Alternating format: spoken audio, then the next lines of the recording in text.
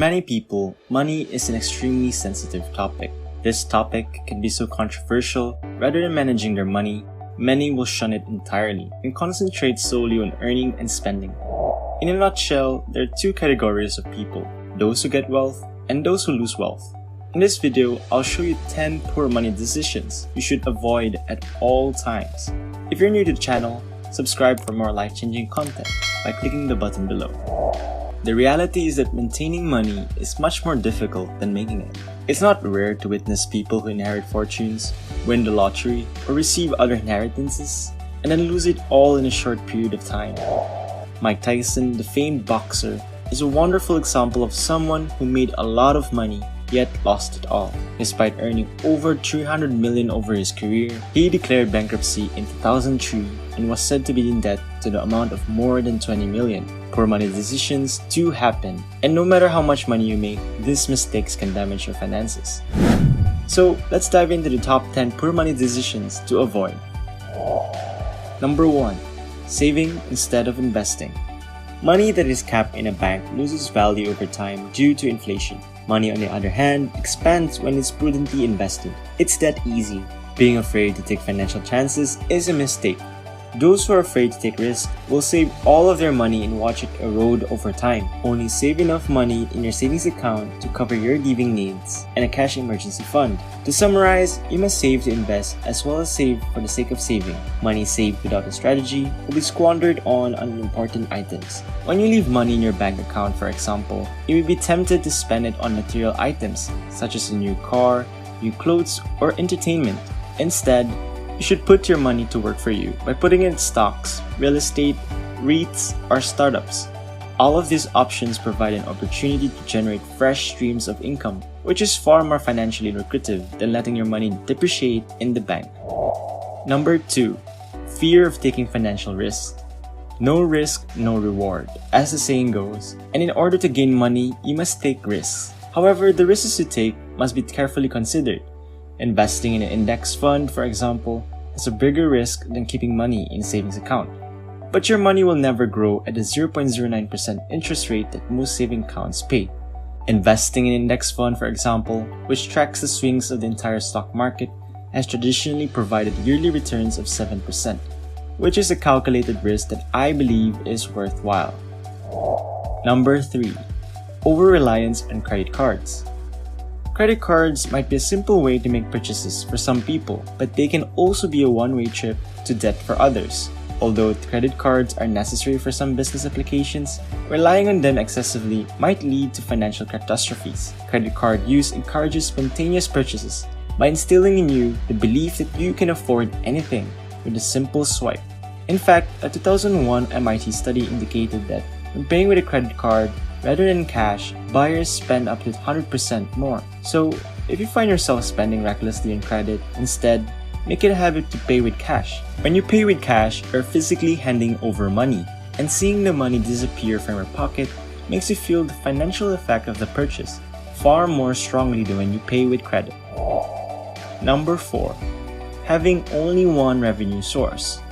Having a source of income is a way of life for most people, and this revenue is usually in the form of a wage. Unfortunately, jobs are not as secure as many people believe. Indeed, over 21 million workers were laid off by US firms in 2018, meaning that if your employment was your main source of income, your cash flow came to a halt. When it comes to earning potential, see yourself as a tree. Do trees just produce fruit from one branch? The straightforward answer is no. Flowers and fruits are produced by several branches. So should you. You should continue to grow and learn new ways to make your money work for you. This is not only prudent, but also a secure method of assisting you in sleeping at night. Number 5. Lack of an emergency fund. Let's face it, life doesn't always go your way, and there are times when you need money to get out of a jam. For example, your car could break down, you could lose your job, or your washer could malfunction. Unfortunately, almost everything in life costs money, which is why failing to set aside an emergency fund is a costly financial mistake. According to a 2019 Federal Reserve study, 40% of American adults would be unable to cover a $400 emergency with cash savings or a credit card that could be paid off quickly. while another 27% would need to borrow money or sell something to cover the $400, and another 12% would be unable to cover it at all. You don't have to be one of these folks, thankfully. Saving these monies is simple. All you have to do is ask your company to set up a 10% automatic deduction from your pay, which will put up a portion of your paycheck into an emergency savings account. But how can you know when you put aside enough money? Most financial experts advise saving 6 months' worth of living expenses. But if you want to be extra cautious, a year's worth is a fantastic goal to achieve. Number 6. Fidelity to get-rich-quick schemes. One of the most common ways to lose money is through get-rich-quick schemes. Quick money, as the phrase goes, brings quick troubles, and pursuing a money scheme will almost certainly get you in difficulty. Ponzi scams, pyramid schemes, and make money overnight offerings are all get-rich-quick schemes designed to make the schemer creator wealthy by taking your hard-earned money. If you're considering a new business initiatives and notice opportunities that offer great profits with little risk, be cautious. Consider this. If it takes 20 years to earn $200,000 in a career and a new business claims that you can earn as much in a year, wouldn't everyone be doing that if it was legitimate? To summarize, when it comes to getting quick money, always use your best judgment before signing anything. Number 7. Poor financial planning. Investments can be risky, and many individuals put their money into things based on recommendations from friends or a strong belief that the prices of popular stock will continue to rise. Real estate is one form of asset that almost everyone appears to be interested in these days. Many people believe that they will be financially secure once they acquire an investment property. They believe that rent payments will begin to arrive every month, increasing the revenue dramatically. This is unfortunately not always the case. Tenants may default on payments, appliances may break, or the property's value may decrease. There is a risk associated with all sorts of investing. The key to making your assets produce a consistent stream of income for the intelligent investor is to gain the necessary knowledge about a market or product before investing your hard-earned money in it.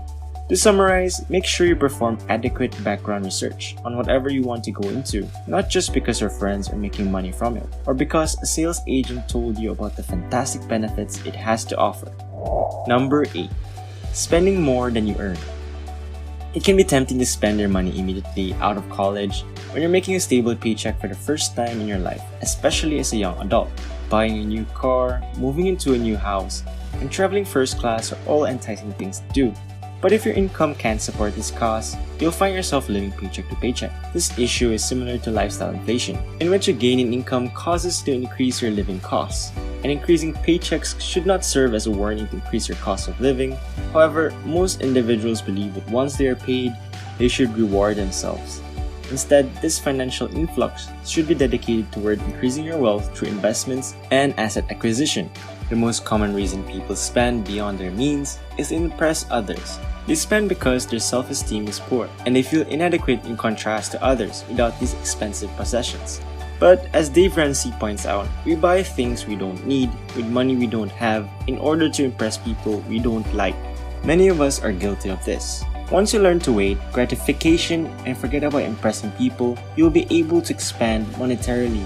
Another source of expenditures is social media, where people want to appear wealthy without actually being wealthy. For example, an internet entrepreneur who was told he would never make it large in business would buy a flashy car when he makes his first major sale to prove his doubters wrong. He is falling into the trap of attempting to impress others once more. This means that impressing others is an endless process. There will always be those to compete with or show off to. You have no business buying a $2,000 gadget when your monthly pay is only $3,000. Create a budget and keep track of your spending to avoid spending more than you earn. Number 9. Drug or cigarette purchases. While doing a few drugs in college may have seemed harmless at the time, the truth is that continued usage may be harmful to both your health and your budget. If you calculate how many smoke users spend in a week or a year, you will find that they spend a lot. Many of them are limiting their ability to achieve financial freedom. As an example, a pack of cigarettes can cost $9.17, and many smokers consume one pack every day, equating to $64.19 per week or $3,347.05 per year. The same amount of money may cover your home's property taxes or a 2-week vacation. Yet, many drug and cigarette users do so out of curiosity and peer pressure. The long-term impact of this habit is significant on both their health and wealth, so aim to avoid spending on these goods as much as possible. Number 10. Only having one bank account. For several reasons, having only one bank account is problematic. To begin with, having only one bank account makes money management extremely tough because you must keep all of your emergency, payment, and education funds in one location. If you splurge and spend this money, you risk not having any emergency funds or cushion money on hand when you need it. As a result, you should open at least 3 bank accounts. One account should be used for emergency funds in case something goes wrong, another for day-to-day bills, and a third account which I refer to as a play account. A play account is money set aside for entertainment or vacation, and an untouchable account should be set up if you want to go even further. This account can be used as a savings account to which money paychecks deductions are sent, allowing you to automate your savings process and develop your wealth over time. That's all, folks. Thank you for watching. Subscribe, like, and comment for more content. See you on the next one.